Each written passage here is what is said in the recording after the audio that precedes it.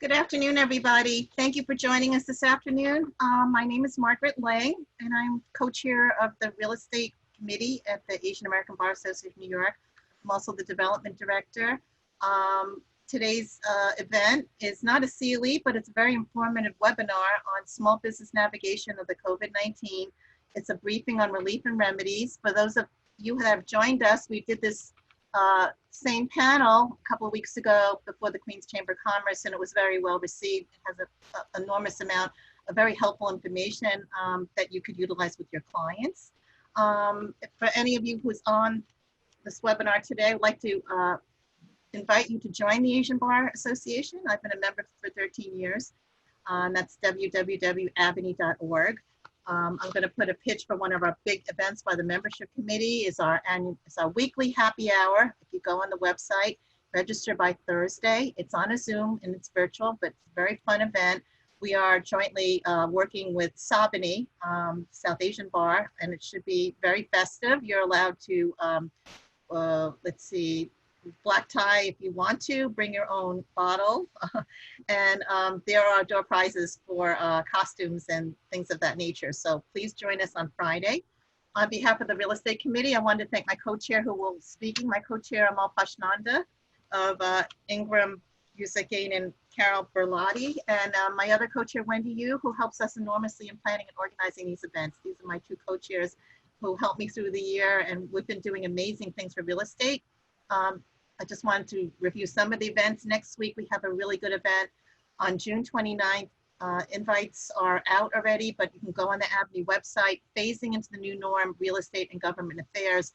I am doing a fireside chat with James Nelson of Avison Young, Jeffrey Lee of Capolino, which is one of the Governor Cuomo's, it's the #1 lobbyist firm in Albany. Mark Weprin, who is a shareholder and also in charge of government affairs, used to be state senator, Mark Weprin of Greenbridge Charity, and Jonathan Schultz, who is the owner and principal of Onyx Equities. And that will be a very, very exciting event to talk about what's been going on during COVID, what their projects, where real estate is going. The next day, we are doing a CLE on the New York City Climate Mobilization Act, Local Law 97, which a lot of people are not aware of. And if you're a real estate attorney, you should know about it. And Amol Pachnanda will be speaking, as well as Terry Gamola. I saw the PowerPoint at another event, and it's something that we all need to know as real estate attorneys. In July, everyone's asked me, Amol and I and Wendy, the three co-chairs, will be doing a webinar CLE on how to do a remote closing. We're covering condos, co-ops, mixed use, residential. And how do you do it in the age of COVID? Because obviously everybody is not coming to the table because it's not socially inappropriate. We will be doing a cybersecurity and fraud CLE, and William Ling is also on this panel today from Littler. We're going to do diversity and inclusion one as well. So thank you everybody for joining us today, and I hope that you find the information useful. Any questions, everybody will be sharing their email information. Please feel free. This is an amazing panel with a ton of resources and information, and please feel free to contact them. On that first note, we will ask Amol Pachnanda to speak, and he will be covering landlord-tenant. He's a leasing partner at Ingram, and the ramifications of the COVID and what you need to know. Amol? Oh, thank you, Margaret. Thank you, everyone, for joining. And thank you to my panelists. This is like a roadshow now, our second time doing this. But I think a lot of the information will be helpful as New York City begins to open. I'm going to set my timer because otherwise I'm just going to kind of keep on talking, and Margaret can't kick me under the table to tell me to stop. There's a couple. Let me just give a brief intro about myself, and then I'll try to hit a few things that I think tenants should be aware of because a lot of the new legislation and executive orders have really been aimed at easing the burden the tenants are facing. Commercial essentially, but there's some residential impact as well. But that kind of needs its own CLE to kind of explain the entire ramifications. As Margaret mentioned, I am a real estate partner at Ingram, Yuzek, Gainen, Carroll, and Bertolotti. Majority of my work is negotiating retail leases and office leases on behalf of building owners and tenants to help them achieve their goals. There are three things that I will mention for tenants that I think they should all be aware of And the most important one is that, you have to read the lease. If you are a tenant having difficulty with paying rent because you're a business that's been shut down, or there's been now a limit on the number of people you can have when you open, you should contact the lawyer. And if you can't reach any kind of agreement with the landlord regarding a deferral or an abatement of rent, you should speak to somebody that will help you kind of achieve that goal. We represent a lot of landlords and tenants, and 99%, almost 100% of the landlords are willing to do something with tenants that are experiencing this time, this terrible COVID-19 impact. And so we've done a lot of rent deferral and abatement agreements with tenants. We have landlords that have agreed to take the security deposit in lieu of a rent deferral or an abatement, and just have the tenant replenish that security deposit at a later date. And so for the tenants, there are New York State specific things, and then there was a recent case that I think is worth mentioning that was actually decided in the bankruptcy court out of Chicago, which said that a tenant only had to pay 25% of its rent because of the COVID-19 pandemic. But the ruling in that case was extremely narrow. It was based on the drafting of the force majeure clause in that lease. And so, that's why I'm urging everybody to, take a look at your lease and the force majeure clause in that lease to see what kind of protection you might have vis-a-vis, the landlord and paying 100% of your rent. The two things that I think are important to know, at least in New York State, and we kind of started talking about this before we got on the call, was, the initial order that Governor Cuomo had, which was a moratorium on evictions, expired on 6/20. Before that expiration, he had also issued an order saying that 6/20 date would be extended for another 60 days, specifically to tenants that have been impacted by COVID-19 or have received unemployment benefits or filed for unemployment benefits. And the issue is, there was no really clear guidance from the chief administrative law judge over the weekend as to, well, we're past the 20th. What does that mean? And so for as far as we can tell, I think it means a few things. Every time you send a rent demand, which you're still allowed to do, you must ask the tenant, have you been impacted by COVID-19? And if the tenant says they have, then you can't do anything. You can't start a proceeding. If the tenant says they have not been impacted with COVID-19, that they just can't pay rent for whatever reason, you can start the proceeding, but the courts are so backed up, it's going to be months before you kind of get in front of a judge to start your non-payment proceeding. And what kind of exacerbates the problem is, generally you would be able to go to court, get the rent demand, and if the tenant doesn't respond, get a default judgment. Well, none of those things can happen anymore because the court said there's no in-person, court proceeding, so everything has to be done by mail, snail mail. And then if a tenant does not answer, the landlord is not entitled to a default judgment.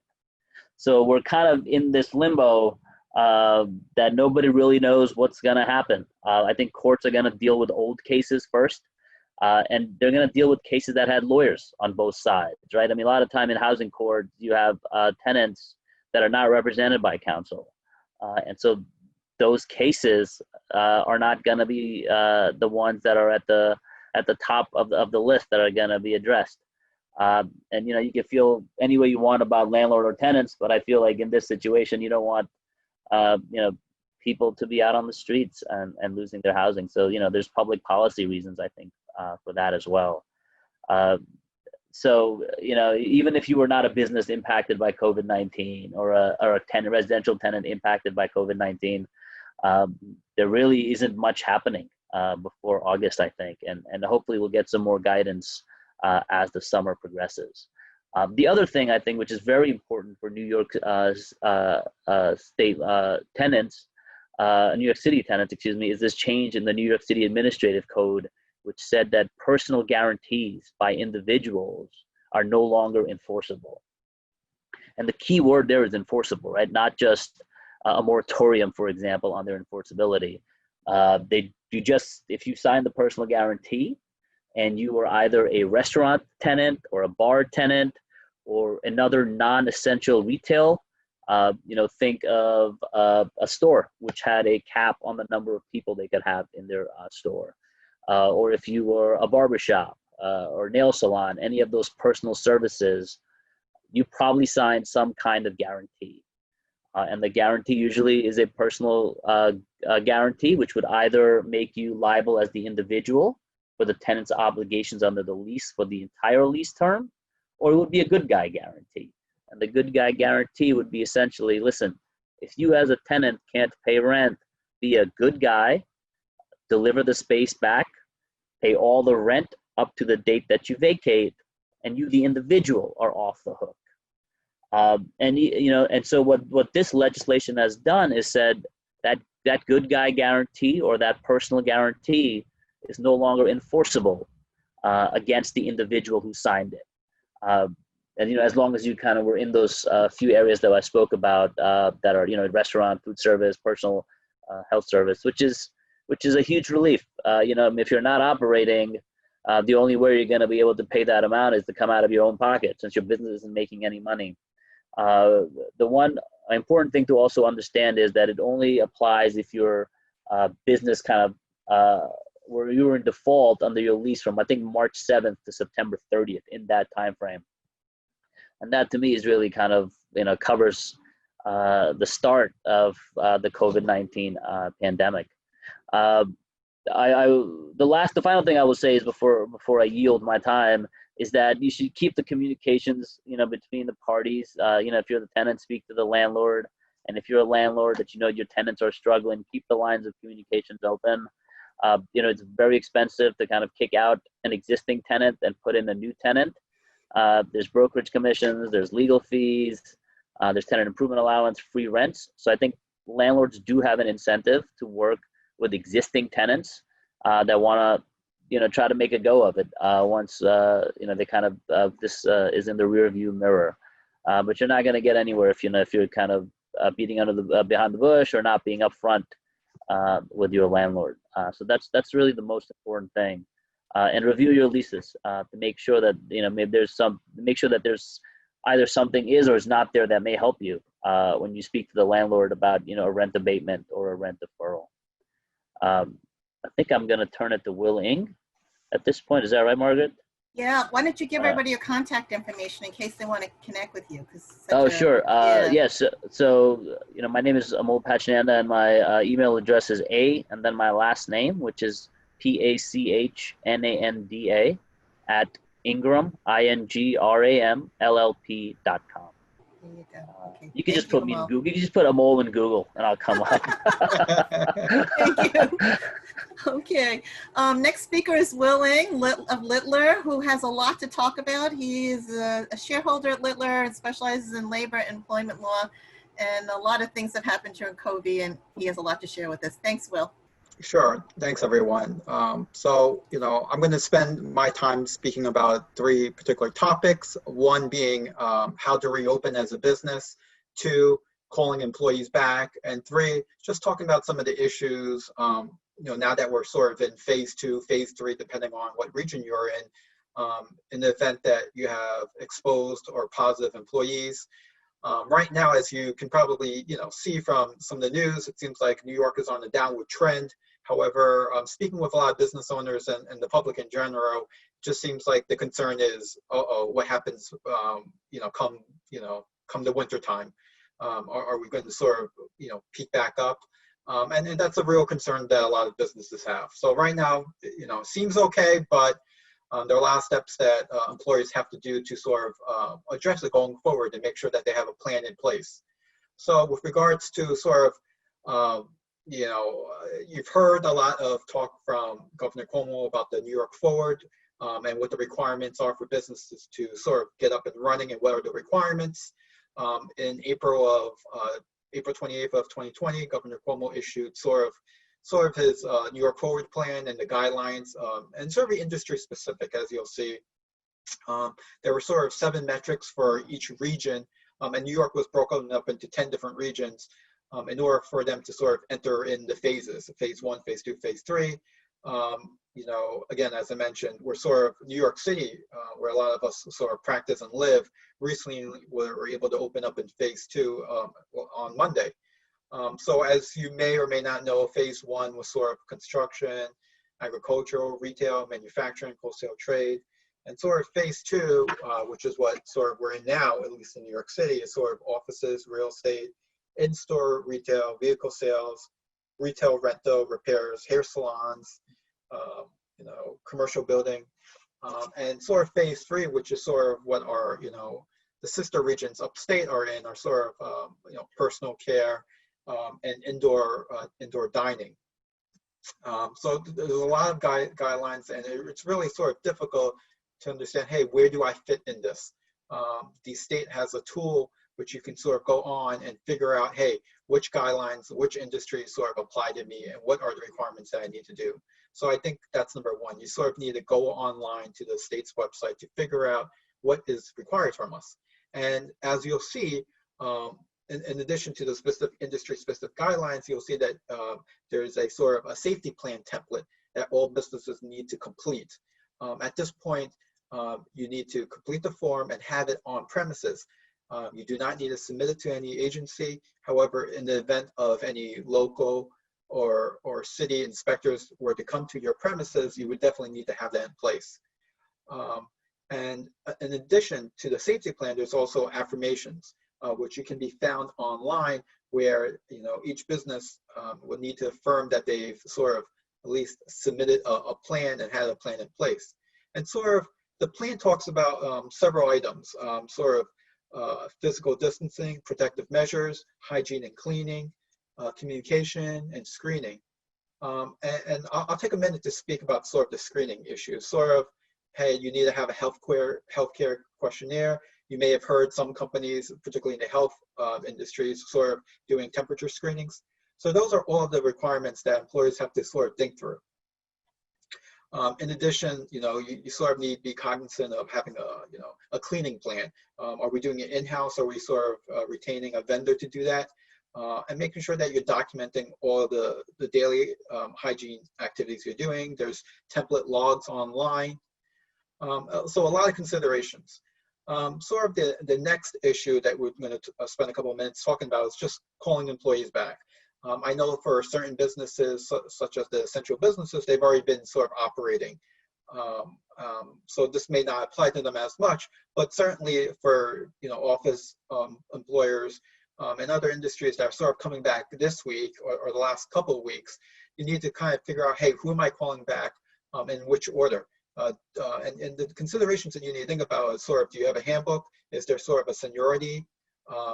Are you going to be calling back people are at high risk? Are people at high risk less likely to come back? And those are some of the considerations you need to think about. Certainly, employers have the discretion to decide sort of how they want to call back their employees. And realistically, speaking with a lot of the clients, it's really been sort of a struggle to get some persons back based because of several reasons. They may feel more susceptible to sort of getting COVID-19. They may have issues with transportation. They also may be collecting unemployment. So those are some of the common struggles that some of the businesses are in order of getting their full workforce back in place. The third issue that we sort of wanted to talk about is just sort of putting together a plan in the event that you have an exposed or positive employee. Again, maybe not so much now, but certainly come the fall time. And these are some of the issues that you need to be thinking about. Sort of, you know, do you have a protocol? Do you have a control plan? Do you have a policy that's sort of front-facing as to, hey, this is what we're going to do in the event something happens? You know, do you have a policy about sending employees home? Contact tracing, if there is an exposed employee, who do you contact? What investigation does an employer need to undertake in order to sort of find out who they may have been in contact with? Sort of some of the other policies that you need to have in place are sort of, how are we cleaning, when are we cleaning, and how are we recording that? And sort of, you know, along the lines of having this plan and this policy, sort of, you know, what obligations does an employer need to do to report to health agencies, responding to complaints, dealing with, perceived sort of false positives in the event that someone feels like they may be symptomatic. And then also, again, just working with sort of your local agencies, Department of Health, the OSHA. And these are all the considerations that you really need to think about and sort of opening and then just continuing to sort of, being able to operate. So again, it's sort of number one, sort of having all your safety plan and your policies and your plan in place in order to be able to reopen. And number two, sort of, dealing with all the issues that come about with handling your employees, the benefits, the pay, their issues and their concerns about returning to the workforce. And then number three, sort of when you're actually back, do we have a plan in place to sort of deal with issues of maybe a second phase of COVID-19 come the fall time. But again, there's a lot of things for employers to think about, and I just want to quickly address some of the most pertinent topics at this point. I'm happy to talk to whoever has any more questions offline, and you could just Google my name, William Ng, and it will pop up at Littler. But to give you my email address, it's wng@littler.com. That's LITTLER.com. Thanks so much. Thank you, Will. Actually, I had one question for Will. Will, I think most retailers and even like office employers are requiring people to wear masks. Correct. Have you noticed any uniform standard with respect to like temperature checks? Because I feel like there's an ADA issue in terms of health information, and our employers or retailers going to be reluctant to take that information. Sure. So that's a great question. So temperature checks are not required, particularly for retail, because it's such an onerous obligation. Sort of who's going to do it? Even the employees themselves doing it, that puts them at risk. The additional time to do a temperature check, so that brings wage and hour questions. So for particularly retailers, they are not doing it. I think in my experience and what I've been seeing is more retailers are really doing the healthcare questionnaire. Where I see the temperature checks are really with the hospitals, home health aides, sort of in that industry, sort of health related. They're definitely taking on that sort of burden. But for retailers, office-based, I have not seen it, just because of all the issues that it comes along with doing something like that. And the healthcare questionnaire is not just for like the employees of the retailer, but like whoever is coming in. Correct. Right? So everybody would just fill out the form. Yep, absolutely. I mean, I've been out about in Long Island and, going into some of the stores, I've been doing that. But even before we get to the customers, setting up the employers to make sure that they do it for their own employees. Yeah, right. That's been the first hurdle. Yeah. All right. Thank you. So It's a new world we're living in. Before I forget, if anybody has any questions for this panel, we will have time after, but feel free to put it on the bottom bar in the chat room. I am watching it, and we'll bring it up later.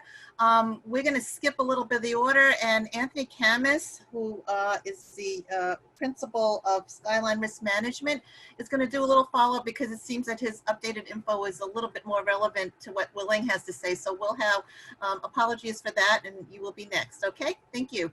Anthony? Thank you. So I'm Anthony Kammas. I'm a founding partner of Skyline Risk Management. We're insurance brokers with offices in Great Neck and in Long Island City. So a lot of the stuff I'm going to talk about ties into what William was mentioning as well from an insurance perspective, though. It is very important now that people are opening up that your employee handbook is updated to properly reflect a lot of the points that William mentioned as far as you're rolling back, who's coming, who's not, and so forth. Sometimes it's better not having an employee handbook than having something that's not up to date. So it's very important that everyone updates their employee handbook during this situation right now, but we always recommend to our clients that they update it twice a year because things are changing so quickly right now that it becomes that obsolete that quickly. And within the employee handbook, as Amol asked Will before, with all these health screenings, you have to be very vigilant about HIPAA requirements. You're taking on a lot of personal information that you can't pass along. And the example that I give all of our clients is if you have an employee that has come down with the virus and you're able to trace it back to who he got it from, you can't tell any of your employees other than this person is just, he's out sick. You can't even tell them that he's out sick because of the COVID virus. You got to be very careful as to how you manage that information. Because if you are in violation of HIPAA, you're not going to be covered by the insurance carriers if you get brought into an employee discrimination or HIPAA violation. So that's just Anthony. That's just like an identity thing, right? Like I can't say like Anthony Kammas has COVID, but I can say one of the people that you work with that you worked with has COVID, and we think you should whatever. Out sick. Yes. Oh, you can, yes. Okay. So you can't even say like one of the people you work with has COVID. I would definitely speak. I would speak with your lawyers and make sure how you properly. That's more of a will question. How would you? I gotcha. How would you word it? Because the HIPAA guidelines are very, very detailed as to what can and cannot be provided to the public. I gotcha. Very detailed. The second thing that you need to be on the lookout is when it comes to your workers' compensation. If an employee of yours gets the virus, up until now, this was not covered under your workers' compensation. But because of this pandemic, they've changed the wording to include any type of COVID-related illnesses. But it's very difficult to prove that you caught it while you were working. Remember, workers' compensation is coverage while you were working. That's one thing. The second thing you have to be, and you have to review your policies on, there's a separate section for employer's liability. And that's where these COVID-related cases are being covered through. So if you file under your workers' compensation, you will be denied. You need to file under your employer's liability section. And that's not always automatically provided when you buy a workers' compensation policy. You got to ask for that coverage. So you got to make sure that you go back and you review your policies to see what you're covered for and what you're not covered for. And then actually with your regular general, your office policy or your business policy, you got to make sure what you're covered for going forward. Especially in the restaurant and hospitality industry, you have pretty much every policy has it, but this will be more relevant for restaurants right now is if someone claims that they got sick while they were at your restaurant, right, and they sue you, there is no coverage. That's just a standard exclusion in every single policy. So it could be at your office, it could be at a restaurant, it could be at a hotel, it could be at the movie theater. There is no coverage. So that's, as Will was mentioning, you got to be very detailed with your documentation because if it goes to the courts, you're paying out of your pocket. So the other aspect that Will touched upon is if you're doing the cleaning of your space, your office space or your retail space, we recommend all of our clients that they hire a third party to do that cleaning. Again, for a couple of reasons. One, your policy may not cover you for this type of service that you're providing. And second, because of our legal structure, you're pushing the liability down away from you to that cleaning service. So it's very important that you review whoever is that third-party vendor that they're covered for what they're doing. So to tie it all in, everyone has, as a business owner, you have your lawyer and your accountant that you work with consistently. You got to work with your broker to understand if you're covered, how you're covered, and what you're not covered for. Because, a lot of people, when COVID hit, the big thing was business interruption. But if you clearly read the policies, this is a coverage that no one offers. in the traditional sense of what people were claiming that they wanted to be covered for. Is there coverage? Yes. Are they paying out? They're paying out a tremendous amount of money on coverages that are, in fact, available. So you got to work. You have to have your team of your lawyer, your accountant, and your insurance broker going forward and working as a team. So if anyone, I'm done. So if anyone has any questions, my email is akammas, so AKAMMAS at skylinermralphmary.com. Thank you so much, Anthony. We actually appreciate that you stressed the fact of the team that Anthony, the two Anthonys are here with all the lawyers, and we really need you and rely upon everybody working together. Quick question, we were talking about the looting issues. If you're a small business person like in the middle of Soho, how was insurance, how are they affected from their insurance coverage? Again, you have to read your coverages, but Yeah. civil disobedience is not a covered There you go. peril. Okay. So you gotta read, and the one thing that the Department of Financial Services has as a guideline, if the language within your policy is vague, meaning that, are you covered or you're not covered is, it's debatable. Well, the policy holder, the named insured, wins. Wow. If it's vague, the coverage is in force. So the other thing that you have to be on the lookout going forward, these carriers are going to change their language. They're going to make it even more stringent and tighter as far as pandemics and viruses going forward. So you got to be on the lookout for what you're buying. You got to really understand what you're buying. Thank you, Anthony. Appreciate it. No problem. And you gave out your contact information, so I encourage everybody, please feel free to email these gentlemen. Will Hao is a colleague of mine at Abney. I'm proud he's on this panel. He's the treasurer of Abney. He's on the board, and he's counsel at Alston. He's going to talk he'll give his bio, but he is going to touch bankruptcy, which we read about every day. It affects small business. People file bankruptcy. More so, I'm very involved in retail, so I see all of my big box stores going under and trying to use up on a humorous all my gift cards at Lord & Taylor and all these other stores. Ann Taylor seems like it's going to go out any second there.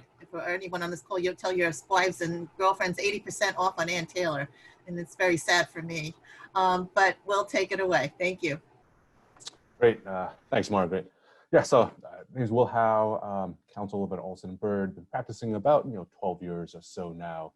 Typically do corporate bankruptcy and restructuring work, both on the company side and for creditors. But for today, I thought we'd talk a little bit about bankruptcy as an option with respect to small businesses. Okay. And I think when most people think about bankruptcy, they think about that liquidation context, right? They think about that scenario where a company can no longer make it, can no longer pay its debts and needs to, it's failed and needs to wind down, shut down, sell its assets, and take care of its creditors. And that's definitely, one use of bankruptcy. But wanted to focus today on something that's called restructuring and reorganization, right? Which is a very important part of the federal bankruptcy code that a lot of companies, and particularly, recently, have been able to take advantage of and utilize. Okay, and so what is reorganization? It's essentially, this procedure where a company can go through a court-supervised process and try to, come out of this process on the other end, a more financially healthy and stable company that can actually thrive. And how does it do that? It does that by trying to get rid of some of the bad debt that it might be holding on to its books, getting rid of some of the bad contracts that is tied down on, and try to figure out a good business plan for that company in the future. And the way we like to think about bankruptcy is that the filing of a Chapter 11 bankruptcy provides that company with a set of tools. We call it the debtor's toolbox. Right? There's certain things that it is able to do that it can't exactly effectuate outside of bankruptcy.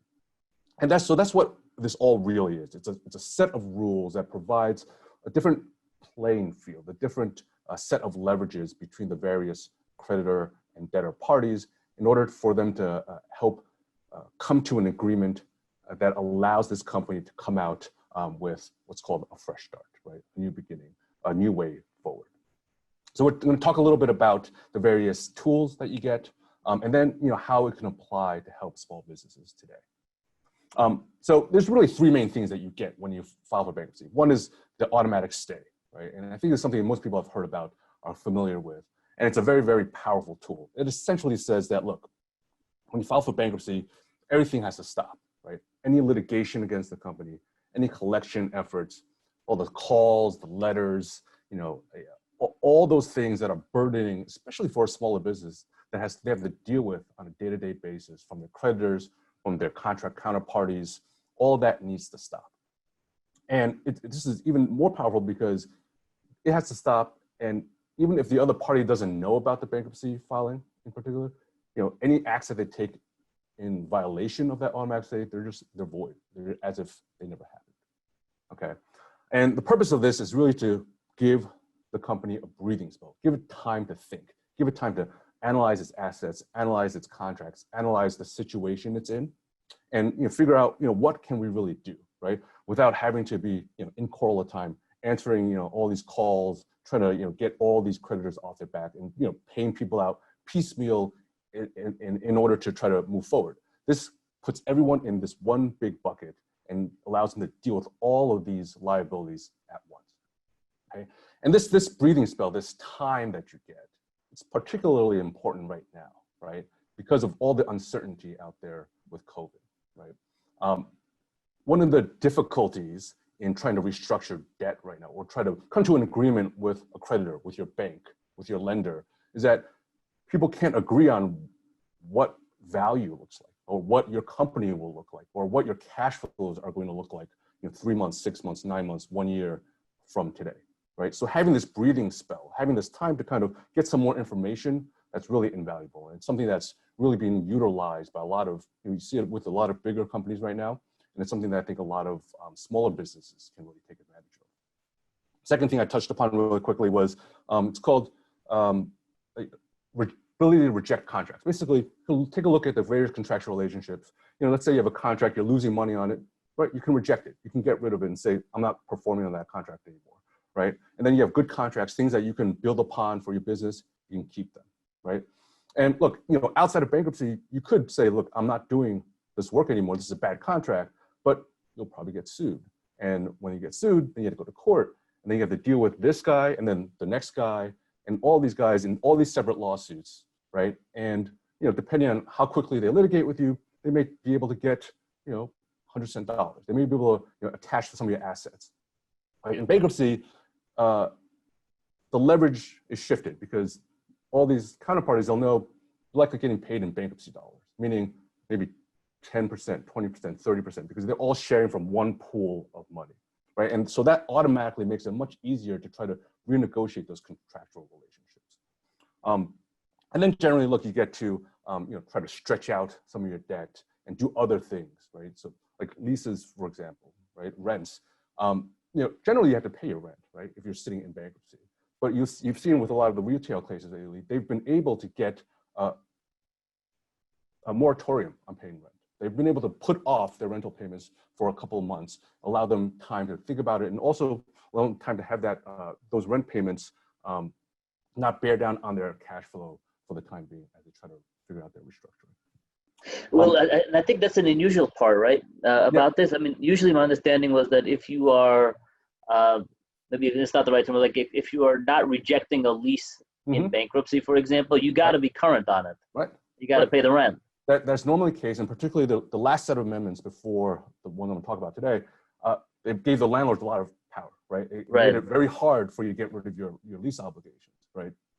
But there have been exceptions that are written into the bankruptcy code, and those exceptions are being applied for COVID, right? Which are, like Modell's hasn't paid for months. JP just had a moratorium for 2 months, right?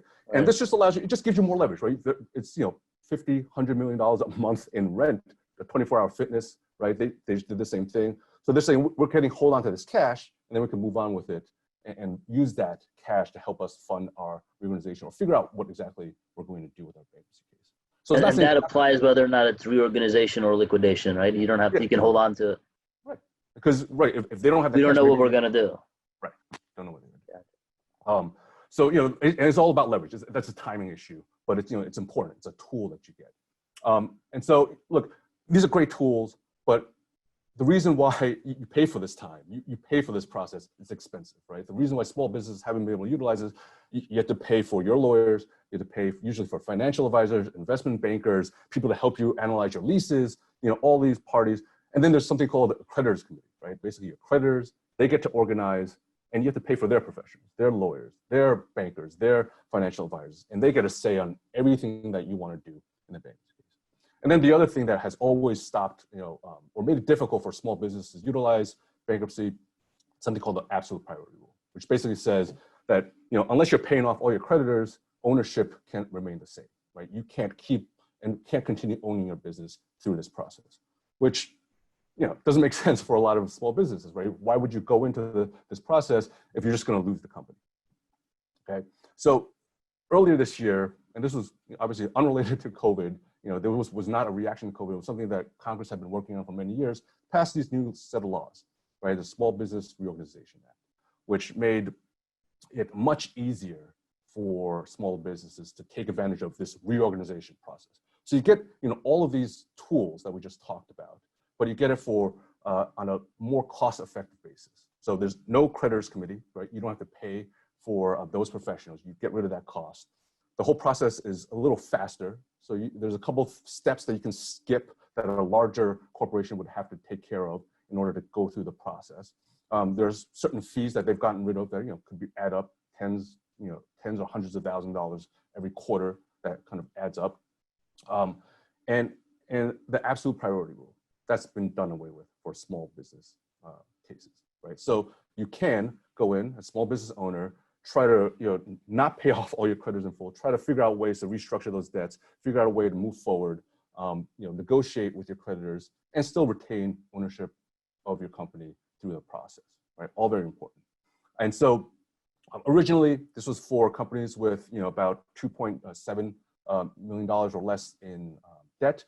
Under the CARES Act, under the recent changes in recent funding through Congress, they've raised this up to 7.5 million. So companies with less than 7.5 million can utilize of debt can utilize this process. So it's something that's out there. Not a lot of people know about. It's completely brand new. There's not a lot of cases yet, but we're starting to see those filings happen.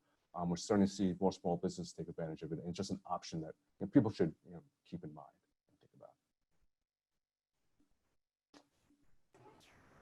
Does the 7.5 million threshold, is that have a sunset, or that's? Yes, that currently has a sunset. I think it's either the end of this year, right? It's this end of this year or next March. Okay. So the current sunset, the thought is they'll likely extend it because the original number was actually proposed to Congress was 7.5, and they lowered it to about 2 because they wanted to do this as a trial run. But because a lot of companies are utilizing and taking advantage of it, the thought is Congress is likely to extend that once they get to that sunset. Okay. Thank you, Will. We actually were planning a real estate committee. Seems to be a lot of action going between the boxes between Amol Pachnanda and Will. So we'll talk off record on having another event to talk about this important topic. Last but certainly not least is Anthony Bracco of Anchin Block Anchin. We need the CPA in the room in our conversation, which is Anthony Kammas is part of our team. And I'm delighted to introduce him. There's a lot of new updates since last we've done this presentation on the things that their firm has been working. They've been very busy during COVID. So Anthony, we're delighted to have you this afternoon. Thank you, Margaret. I'm a partner at Anchin Block and Anchin, and also the practice leader of the firm's litigation, forensic, and valuation services practice. And about 3 months ago, I was also, I don't know if I was appointed or I volunteered. I was told I was volunteering for the firm's COVID-19 resource team. And so I've spent around the last 3 months advising small and mid-size companies on some relief that's available to them under the CARES Act, and primarily related to the Paycheck Protection Program loan program. So I want to give you some updates on the PPP loan program. It's been evolving over the last few months. We're constantly getting changes. As recently as about an hour ago, we received new guidance. So I'll try to update you as best I can on some of the more recent developments. But just to step back a bit, in case anyone is not familiar, the PPP loan program, which is a loan program through the SBA, allows businesses to borrow 2.5 months of their payroll costs. And those loans are repayable over 5 years at 1% interest.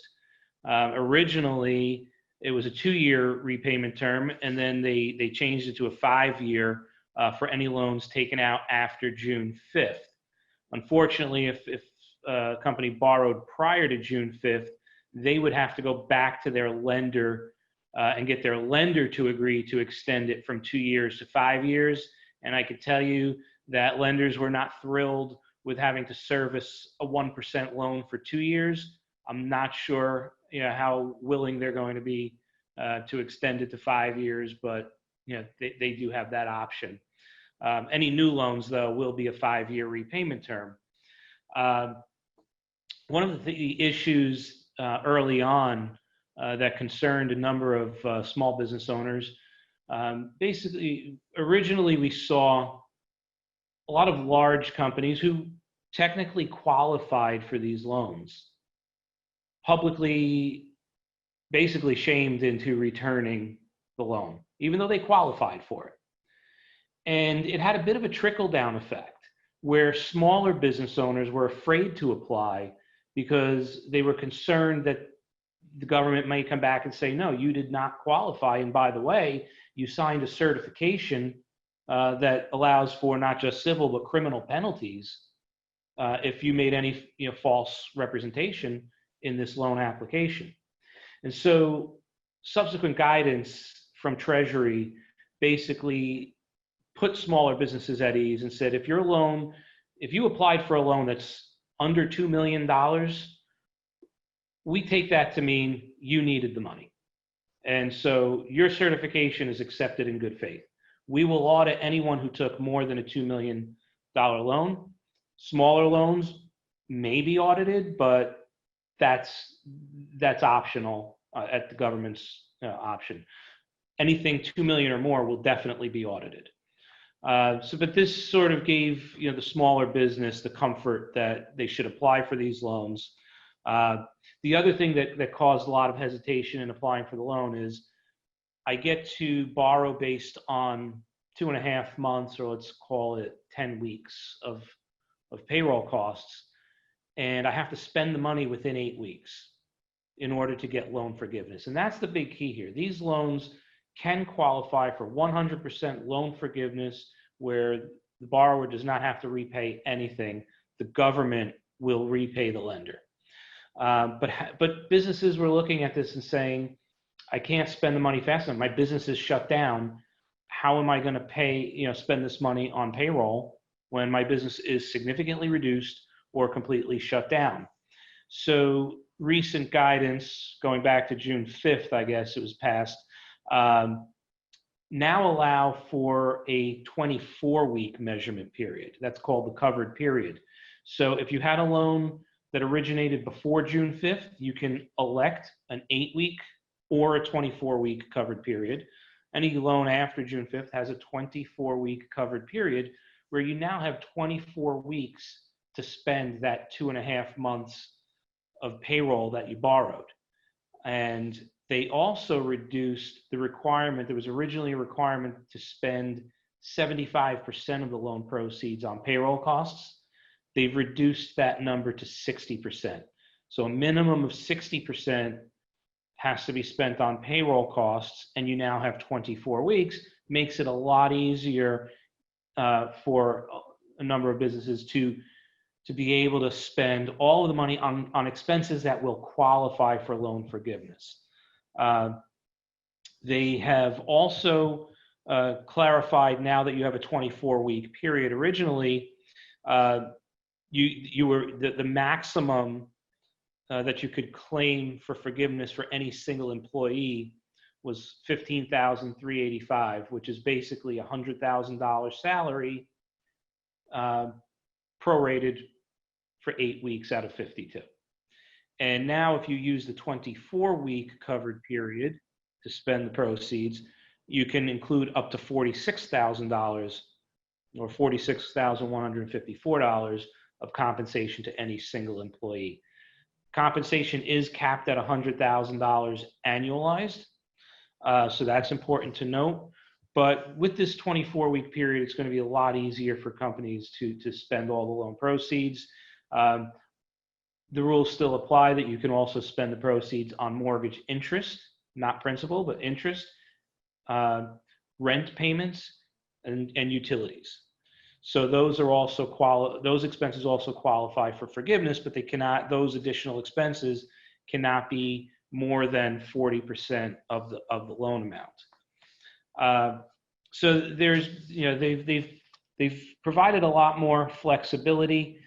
Something else to keep in mind is they've clarified there's a reduction in loan forgiveness if you've reduced compensation of anyone earning less than $100,000 a year by more than 25%, or if you've reduced your full-time equivalents during the period of April 15th to June 30th of this year. So they've provided additional guidance in that regard.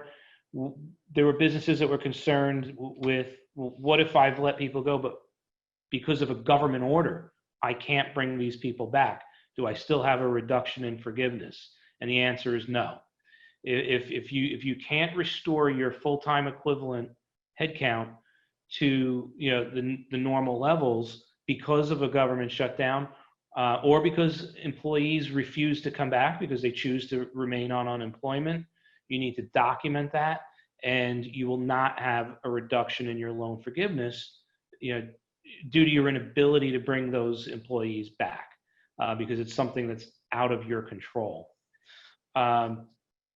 We also now know that, as of about an hour ago, that if you opt for the 24-week period and you've spent the proceeds in less than 24 weeks, you can immediately apply for the loan forgiveness. You do not have to wait for the 24-week period to expire before you can apply. They've also provided, they now have an easy loan forgiveness application form, which is applicable if you had no reductions in headcount and no reductions in compensation of employees under earning under $100,000. You can fill out the EZ form and not have to go through all of those calculations to prove it out that you had the reduction and restored it, or did not have a reduction. Now you can fill out the EZ form. It's a lot simpler process. So things are changing.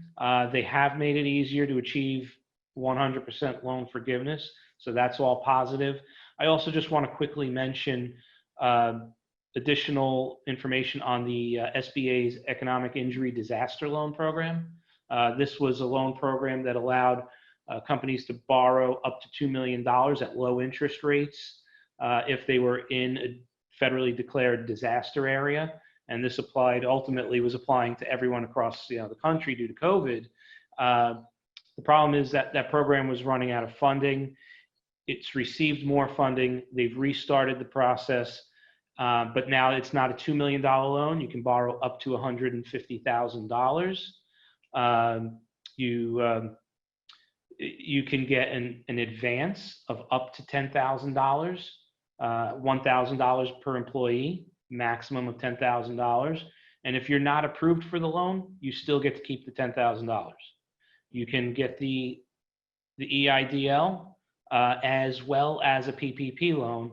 However, if you get the $10,000 grant and you have a PPP loan, you reduce your PPP loan forgiveness by the $10,000 grant that you received on the EIDL loan. The EIDL program for COVID is available through the end of this year.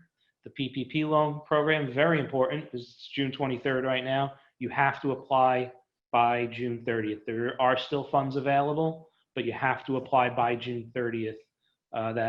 That's the cutoff to apply for these loans.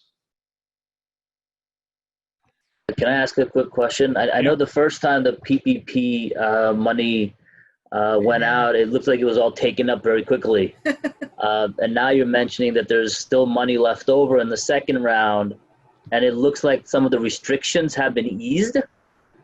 That kind of doesn't really compute for me. You would think more people would be like, let me go get it. You would. I think you have this recent easing on June 5th. So there were a lot of businesses that were not applying for it because they felt, yeah, it's great, it's a low interest loan, but I can't repay a few $100,000 over a 2-year period. Effective June 5th, they've had this easing of the requirements. I think you'll see more people apply, but the second round of funding was substantial. It hasn't been fully used up. So there are still funds available. There's talks of another round of funding. There's talks, Right. I heard as recently as last night, that there are discussions in both the House and Senate to pass legislation that will allow businesses to apply for a second PPP loan. Wow. So given that, this loan only covers, in theory, 2.5 months of your payroll costs, you can see certainly the need for it, and we are talking about that now. It reminds me of this. I'm sorry, Anthony, go ahead. No, go ahead. Finish your question. I was just remembering something that you had said, like you had mentioned like unemployment early on, and I remember like some employees got upset at their boss that applied for the PPP because they were making more money on unemployment. Right.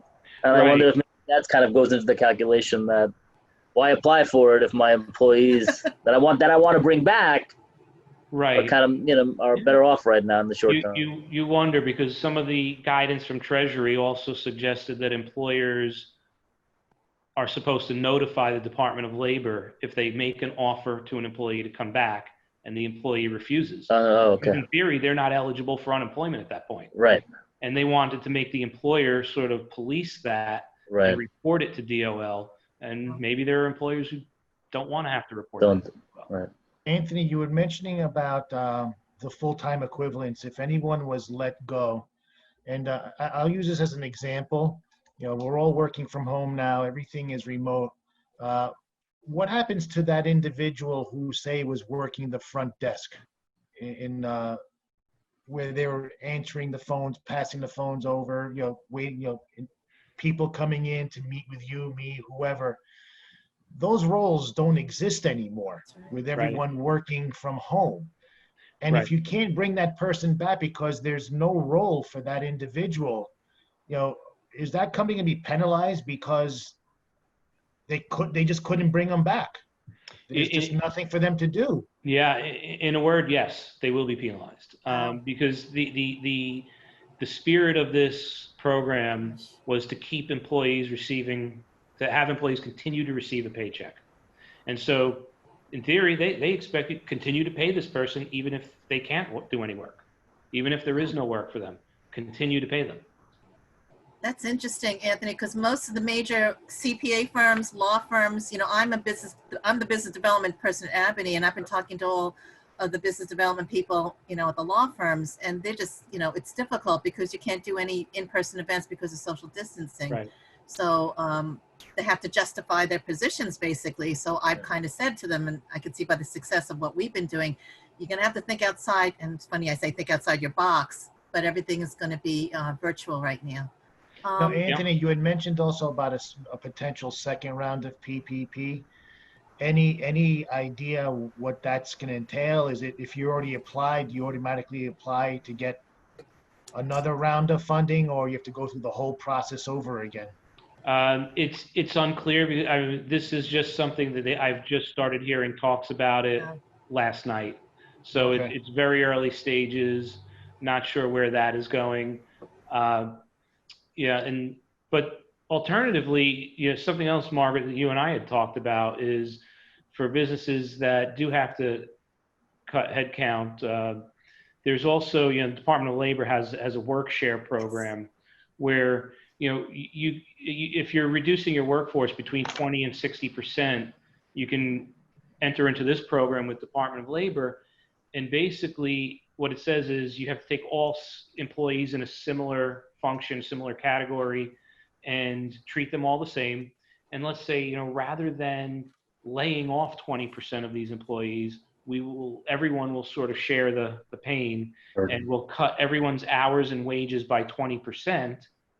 And then the Department of Labor will look at how much would you have qualified for under unemployment, and we will give you 20% of that amount. So they'll get something from the employer, they'll get something from unemployment. And this is a program that an employer can continue up to 53 weeks. Is this a new thing, or this has always been there? It's been around for as long as I can remember, and, Really? Oh, wow. and it's becoming very popular now. We're advising a lot of clients on this as an option because a lot of business owners did not know about it. They were not aware of it. But it's a viable option. If you're faced with having to make those cuts, you can sort of minimize the impact, and everyone gets to keep their job. It's just at a reduced basis, and then unemployment will pick up some of the slack. Anthony, when it comes down to the audits, you're saying anyone less than $2 million, they're not. Is there a specific mechanism in place? Is there a certain number that you're going to be audited at, or is it truly going to be a random selection, if at all? Yeah, anything over 2 million, definite. Under 2 million, it's unclear how they will select, but they have the right to audit it, and so it's possible. And so they make sure that the borrower is aware that they should retain all the documentation for their loan application and all the documentation of their loan forgiveness application for at least 6 years after the date that they receive loan forgiveness. 6 years. And yeah, absolutely. Put it on the cloud, man. And there's been a substantial amount of funding to the SBA Inspector General's office to look into these loans, probably more specifically looking for fraud. There's a tremendous amount of fraud. You took the words right out of my mouth, Anthony, because everything was funded so rapidly, Right. and there's always going to be bad guys. So I've been talking about that with my other colleagues. All that money wired into accounts, and there could be a breach of the fiduciary responsibilities to give it to payroll. Well, that's what a lot of my clients were it's kind of asking treacherous. me. Yeah, right. How is the government going to audit this? This has happened Right. so quickly, and where's the money going to come from if they're going to audit pretty much every single company out there? There's a tremendous they amount of won't. cash that Yeah, they won't audit everyone, but they have Ugh. allocated, I believe it's more than $100 million. Wow. Okay. For Okay. oversight. Interesting. Oh my goodness. I don't see anybody with any questions in the chat. I just wanted to thank all of you. I know we didn't have a huge turnout, but somehow, if we had in-person ability, this would be an amazing event. And I want to thank all of Actually, you. Margaret, Yes, William, you got a question? hi. Oh, go ahead. I just had a question going back about the 60-40 split with the PPP loan. So, if you could just repeat that, Anthony. 60% of the loan proceeds have to go toward payroll. 40% can be used for other business expenses. I guess my question is, and also, relating to Will Howe's point about small business bankruptcies, are businesses allowed to use part of that 40% portion to pay down debt that may otherwise drive them toward a bankruptcy? That's a good question. That's a good question. Yeah. So first, just to be clear, yeah, it is 60%. In order to get loan forgiveness, 60% of the proceeds have to be spent on payroll costs, which is both your salaries as well as benefits that you provide to your employees, and then no more than 40% could be spent on the mortgage, interest, rent, or utilities. Whether or not the proceeds can be used for existing debt, I don't believe so. But there are rules. it is pretty broad what you can use the proceeds for, but you just may not get loan forgiveness. Mhm. In other words, I would think it'd be a very rare situation where you'd be so eager to pay down a debt instead of using this money to kind of, make sure the employees stick around for a little bit longer, right? I mean, the debt, you kind of like, let bankruptcy handle it whenever that comes. The permissible uses are basically the permissible uses for any SBA loan, which is pretty broad, but you wouldn't get forgiveness. It's very narrow what you can use it for in order to get loan forgiveness. Exactly. And the other question I had for Amol was, you spoke about the personal guarantee enforceability in the commercial real estate leases.